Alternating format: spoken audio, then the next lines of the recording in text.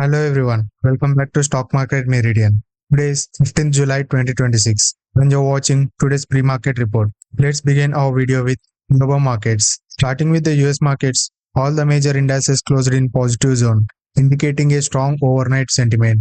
Coming to the European markets, most major indices ended the session in the neutral to positive zone. Now looking at the Asian markets, Japan index closed in the positive zone and today opened with around 0.5% gap up.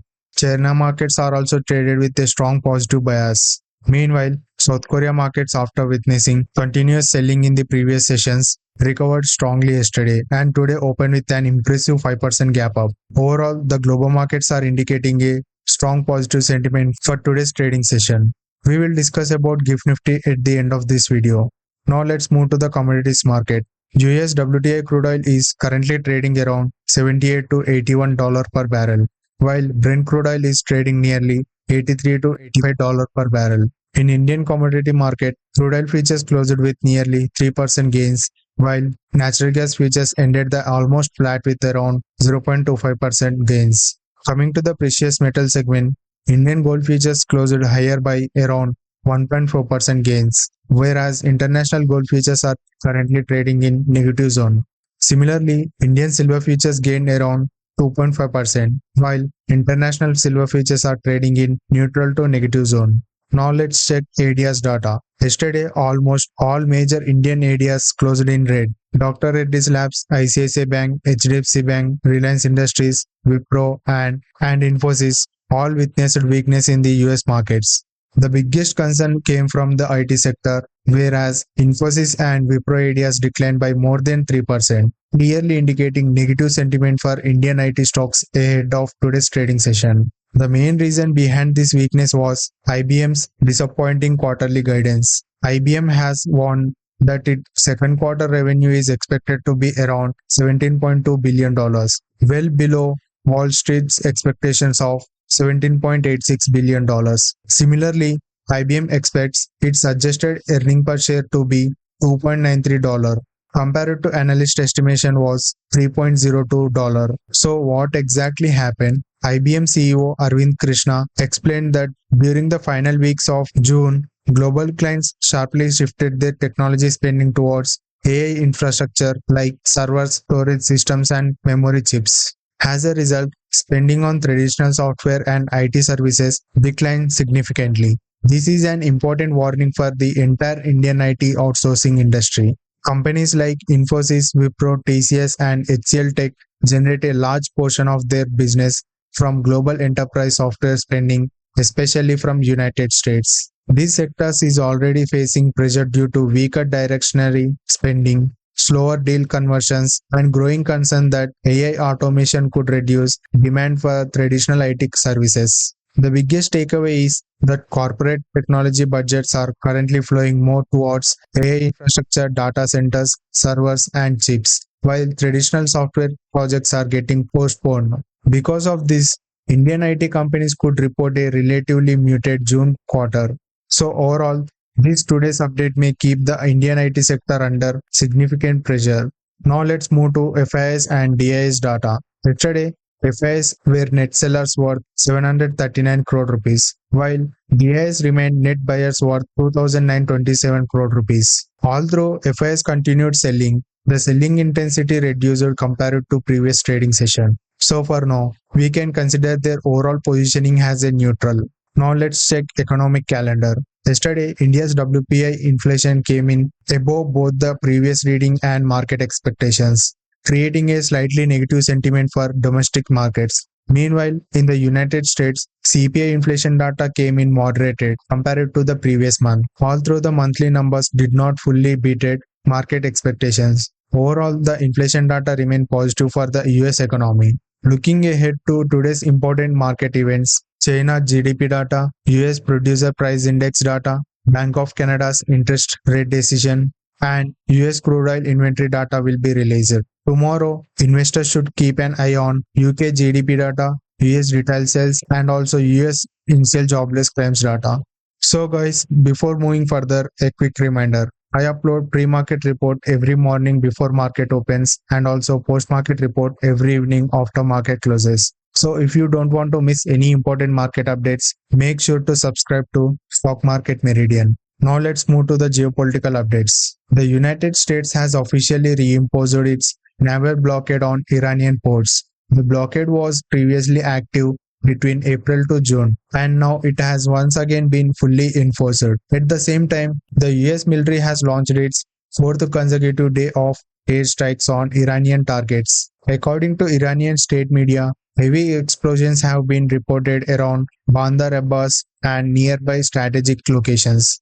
In response, Iran has started targeting American allies in the region, including Kuwait, further increasing geopolitical tensions. Adding another twist, just one day after earlier, Donald Trump has proposed imposing a 20% reimbursement fees on all cargo moving through the Strait of Hormuz. Such a move could have more than doubled global oil shipping cost. However, instead of implementing that proposal, Trump later announced that Gulf nations would instead make larger scale investment into United States. According to Trump, several Gulf kings and emirs personally requested this alternative arrangement, promising massive investment in American industries, infrastructure, and manufacturing. Although no official list of participating countries has been released yet, the announcement helped to calm immediate concerns over shipping disruptions. Overall, geopolitical tensions remain elevated, and global markets will continue monitoring developments very closely. Now let's move to companies' specific updates. Delhivery's wholly owned subsidiary, Delhivery Financial Services Private Limited, has received RBI approval to operate as a Type 2 NBFC. This means the company can now offer financial products such as working capital loans, invoice discounting, and business credit to merchants, logistic partners, and trucking operators within its ecosystem. This approval significantly strengthens Delhivery's long-term business model by combining logistics with financial services. Next, Signature Global reported Q1 pre-sales of 1970 crore rupees, registering 25% sequential growth.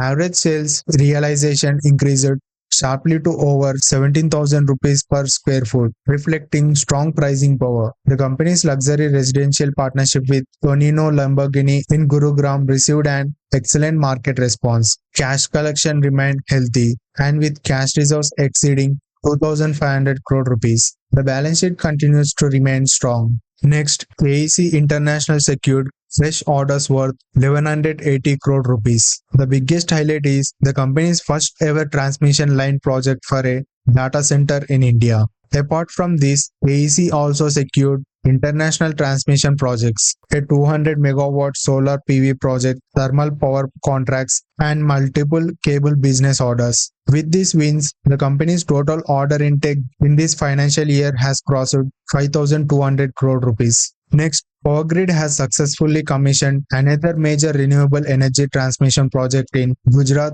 Khavda Renewable Energy Zone. This project will help transmit nearly 7 gigawatt of clean energy into India's national power grid, supporting country's renewable energy expansion. Now let's cover the quarterly results. L&T Technology Services LTTS delivered an impressive quarterly earnings. Revenue increased 11.5% year-on-year and 2.9% quarter-on-quarter to 2,940 crore rupees. Net profit grew 13% year-on-year and 7.3% quarter-on-quarter to 357 crore rupees. EBITDA also jumped 24.5% year-on-year and also 5.5% quarter-on-quarter, while EBITDA margin expanded to 18.66%. Overall, LTTS delivered strong growth across revenue, profitability, and operational efficiency. Adding to the positive news, LTTS also announced a strategic partnership with Anthropic to develop AI-powered engineering solutions. Overall, this is a positive development for the company.